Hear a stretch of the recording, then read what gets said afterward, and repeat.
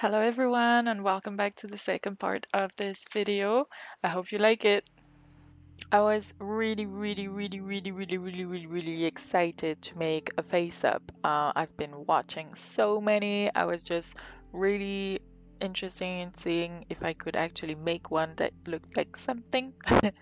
um, it was a bit of a struggle, but I did manage, and I did this without most of the tools that you probably need. I didn't have any watercolor pencils. I didn't have that the spray you put that I forgot the name of, Mr. Super Clear Sealant. I did have, as you can see, some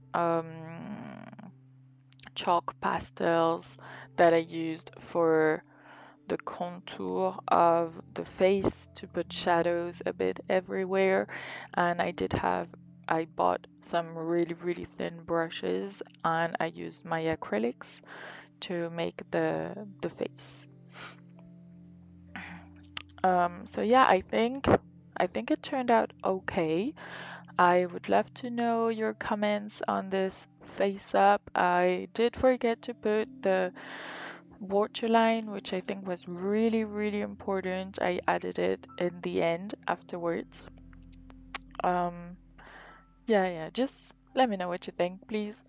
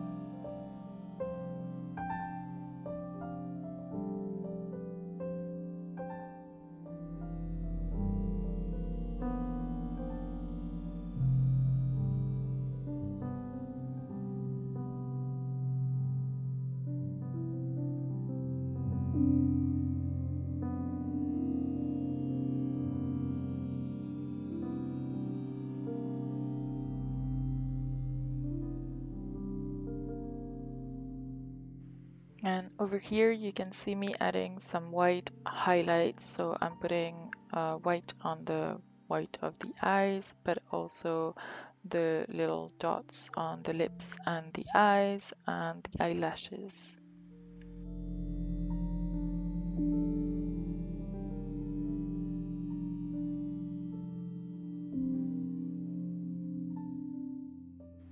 I had this idea to put some ears, a bit mermaid ears on her, and I did them, but I just did not like the idea in the end. It wasn't how I liked them. So as you can see here in the video, I made some gills, and I think they look really cool.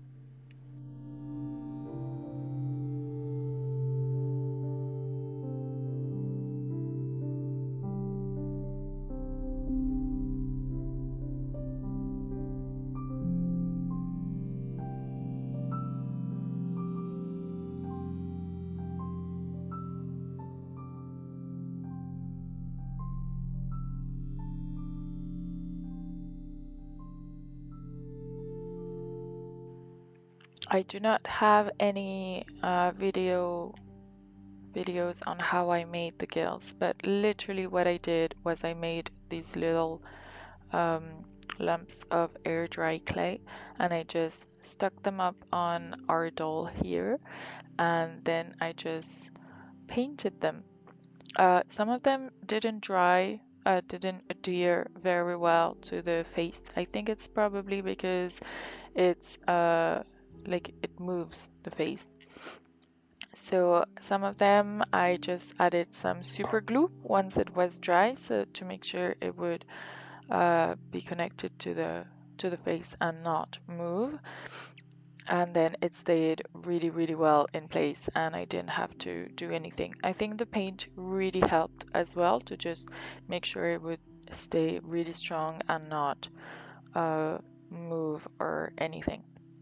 And then for the paint, I did a bit like the fins, some darker blue, and then I just added some red highlights as well.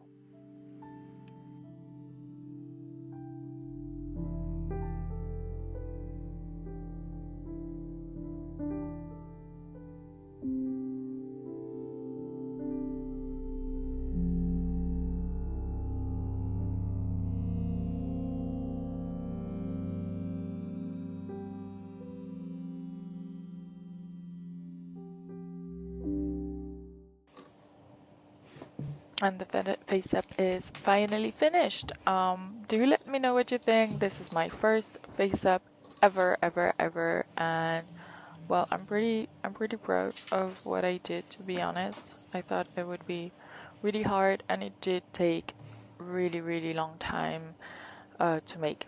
And right now I'm just putting some gloss varnish on the lips and eyes to finish up.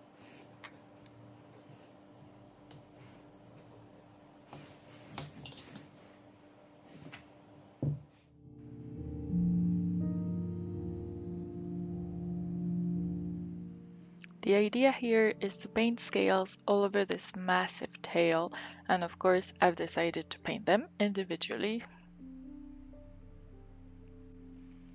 So I start with one first layer where I just position the scales individually to determine exactly where they are, and then I think I made at least 3 or 4 more layers to just make sure they're quite thick in color. As you can see right now, you can see the black behind, so I just go over and over them, and I also just made them more determined.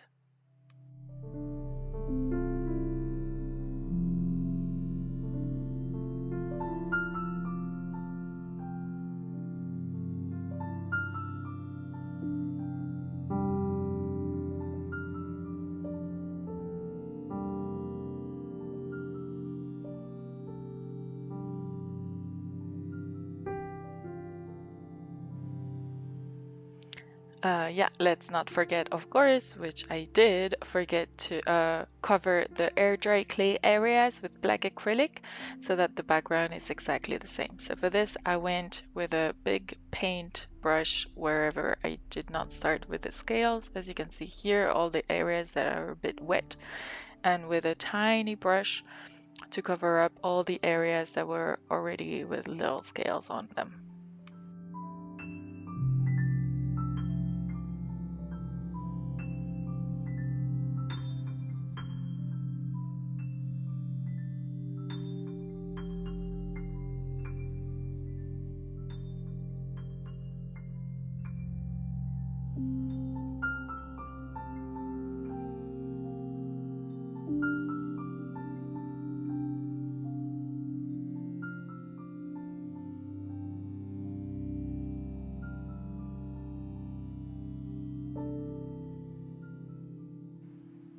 Over here, I am adding some more depth with white acrylics.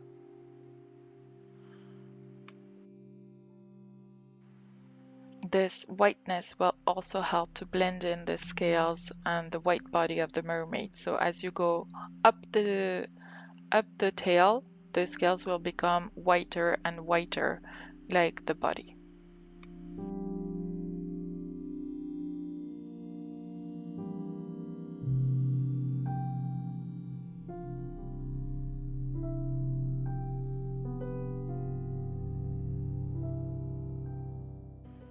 With a really tiny brush, I am redefining the scales. Like on a fish, I want really thin line, like black line, to be the boundary between each scale and the next.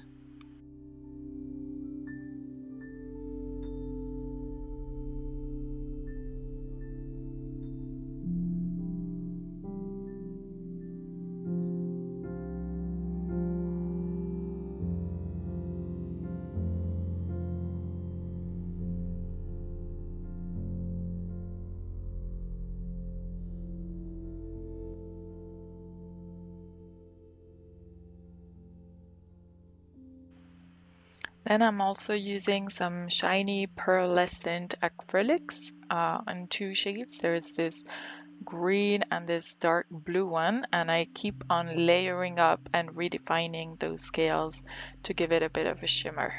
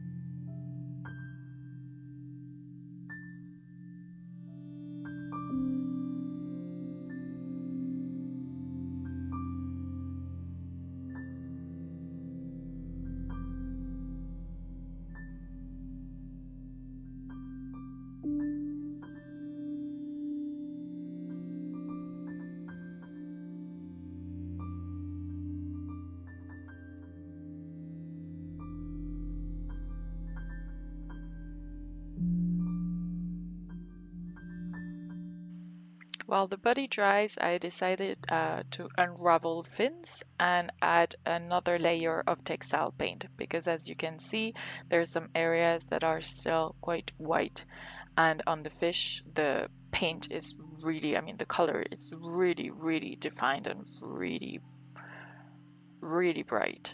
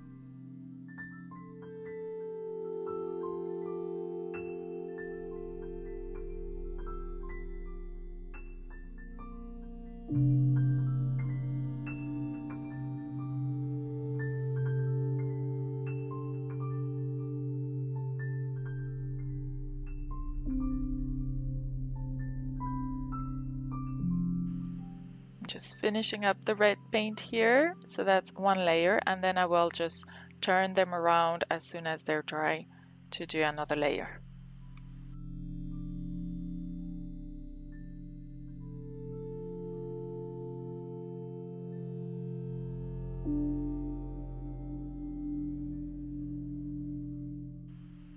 And now I'm doing the layer with the emerald green paint.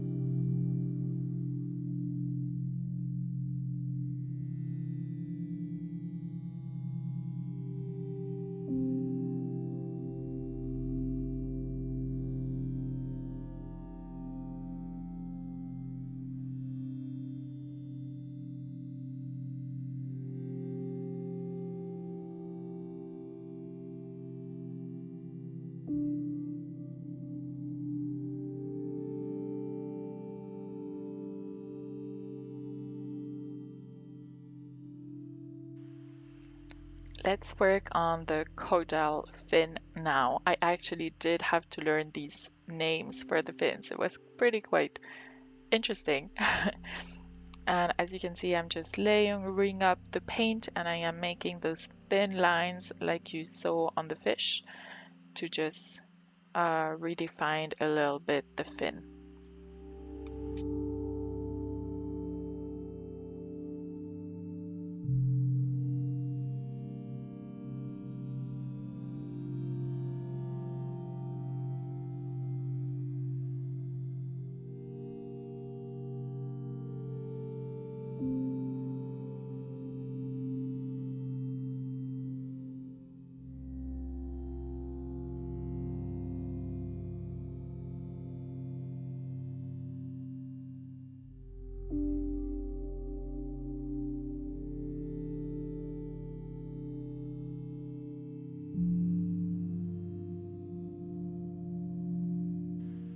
After a few layers, the tail is now pretty much done. So how about while we let the fins dry, we just move on to the body. The idea is to blend in these two areas between the tail and the body for a smooth connection so that you don't see. So what you can see here is that I have already painted a gradient that goes from black to gray to white for the background so that there is a smooth transition, at least in the background. And the idea is for the little scales to go from light blue, that is the top of the tail, to white so that they're not too visible either.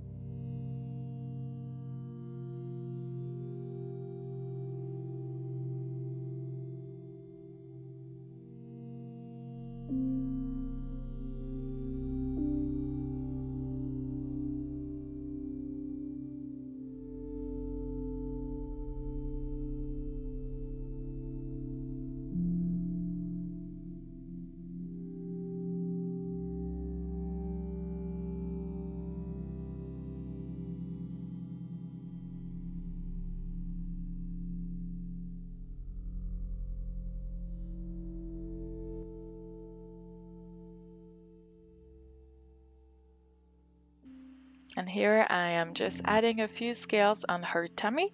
I tried to remove and sand out the plastic clothing that you have on her chest, but it just didn't work. It was taking too much time and it was a mess. So I decided to keep it and make it part of the design. So that's going to be her clothing and we're going to paint it.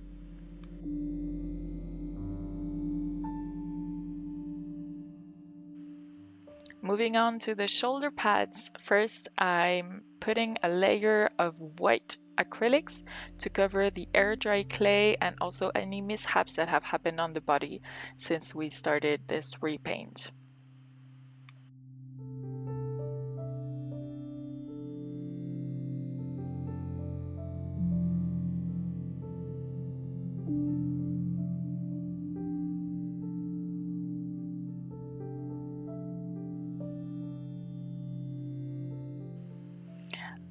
This had been on my mind for a while, so how on earth do I attach the fins to the body so that it's not very visible? It's quite complicated.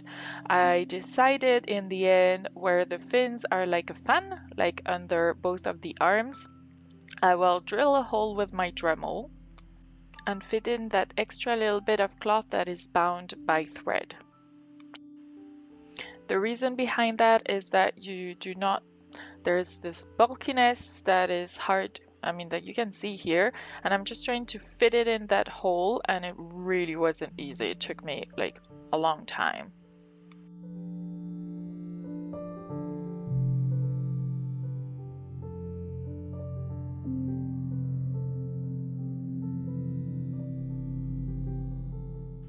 After a few tries, it was just so bulky that it wouldn't fit. So I had to cut it up, the bulkiness, and pour some textile glue into the hole in hopes that everything would hold.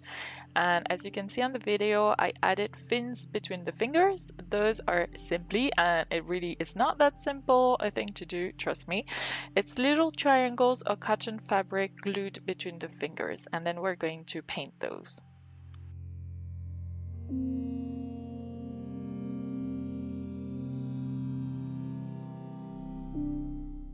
For the other fins that were not in the shape of a fan, it was a little bit easier, but not really. All I had to do was to glue the fabric in place, but make sure it would not budge. So I did put a few layers of glue, and textile glue is just not enough, to be honest.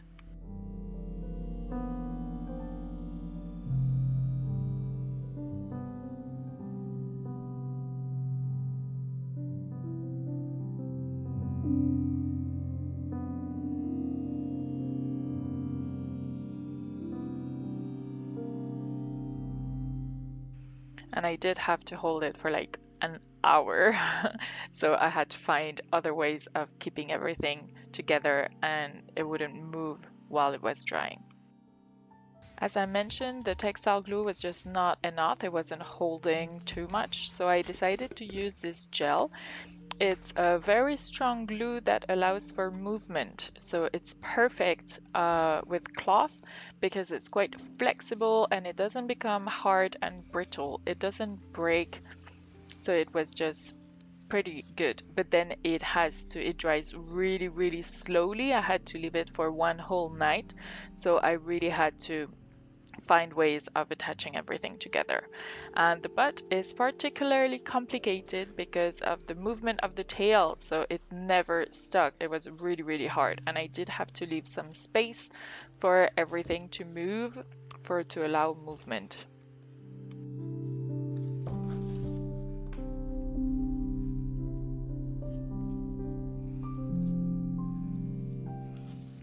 So my idea to hold everything together was using these little pins to hold the cloth onto the pikes, and also I'm gonna use a lot of elastic bands, as you will see later.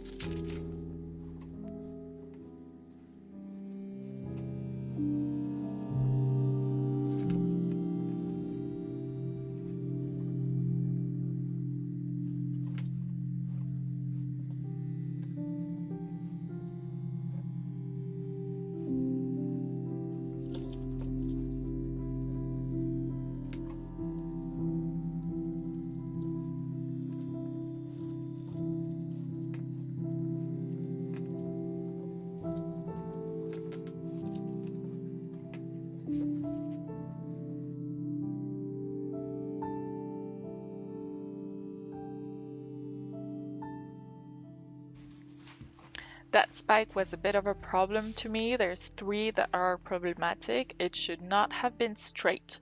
Like I made it here, as you can see, it just doesn't go well together. So in the end, I will show you, I ended up getting rid of them.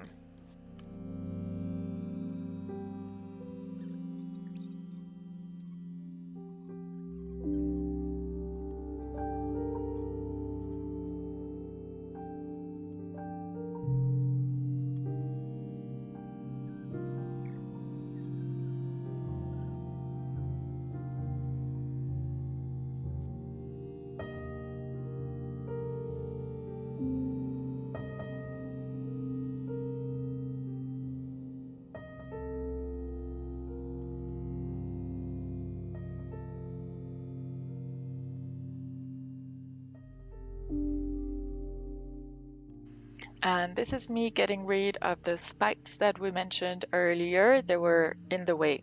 And I am using metal cutting pliers. They're used a lot to make jewelry in order to cut the metal that we put within those spikes, if you remember. And then we covered them with a FIMO or air dry clay, and they were really hard to cut sometimes.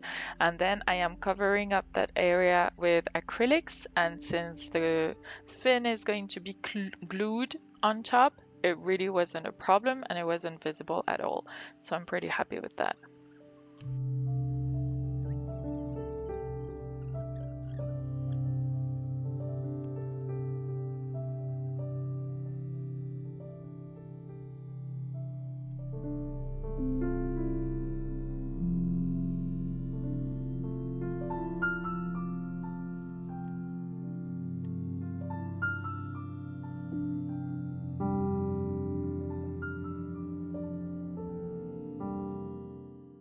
I don't actually have a stand to put this doll on.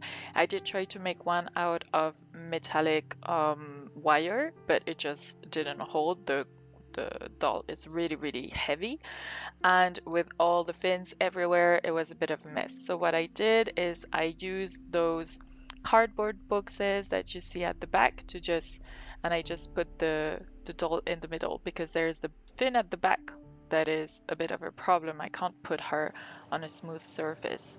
Some finishing touches like painting the chest area and adding some glitter and sparkles on her chest and on her face using tacky glue. I also added quite a lot of sparkles and glitter on her tail. They're usually big sparkles and they have this really nice shine, and I really, really loved using those.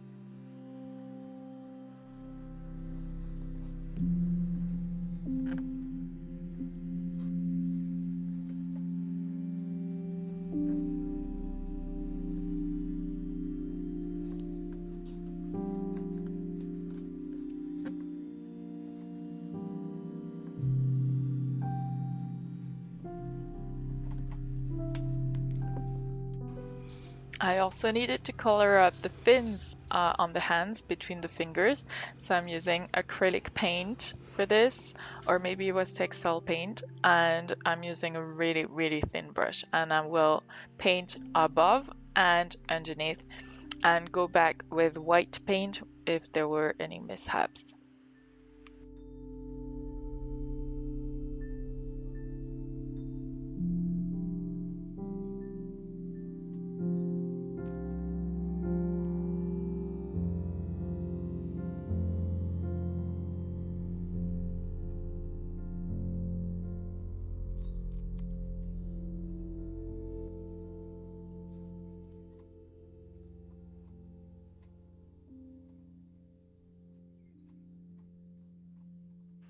I did a little bit more painting off video with the red accents on the neck, the shoulder pads, and the gills.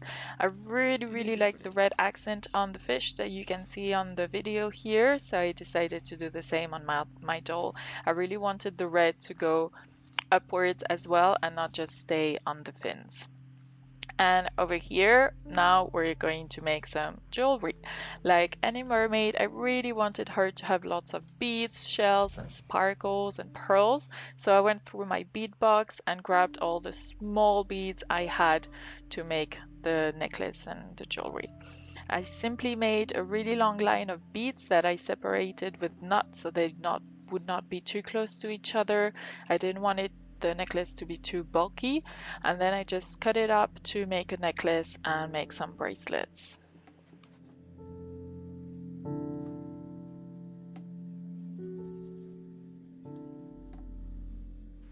I did end up using a beading needle to make my life easier.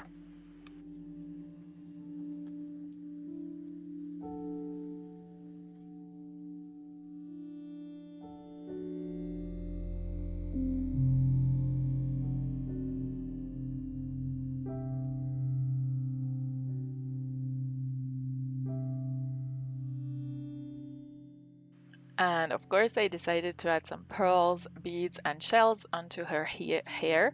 So I chose some yarn threads at the front and I added those beads. And if they were loose, like I'm going to show you, I would put a knot after the bead so that the bead would not come loose.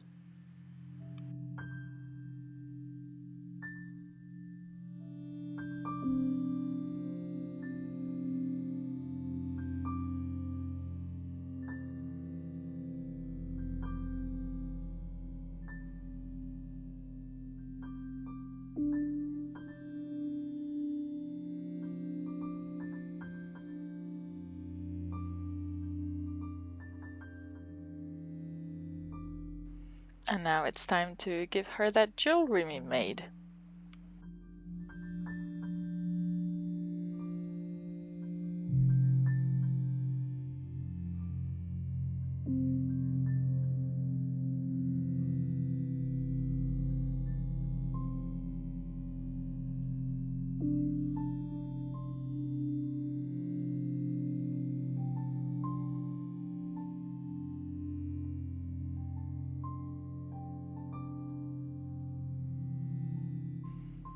I secure the knot with a little bit of tacky glue to ensure that it doesn't fall off her shoulders.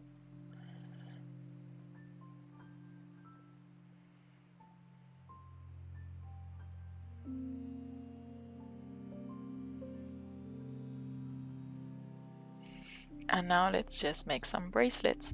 These also will ensure that the fins under the arms stay put, because I always think that sewing is a lot more secure than glue. And the idea is to sew each single bracelet through the fin and go around the arms like this and just make a knot. And we're going to put a few bracelets in a few different areas of her arm.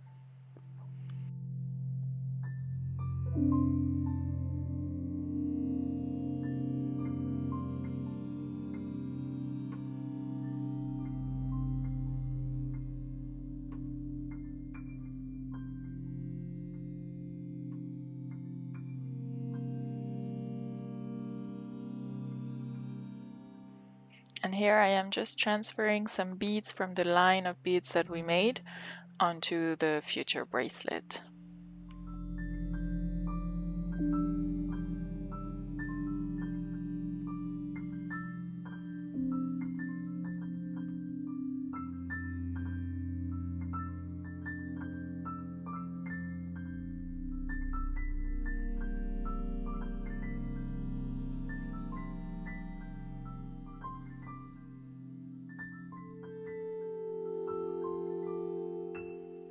And here she is all finished. So now let's have a look at some awful pictures / videos that I made. Please comment if you think they're not too bad. I didn't have a stand to put the doll, so I had to like attach her with strings to my table, and it was just a huge mess, but I do really hope you like this video. Don't forget to like and subscribe and comment. I always love your comments, and I will see you guys in the next video. Bye guys, thanks for watching.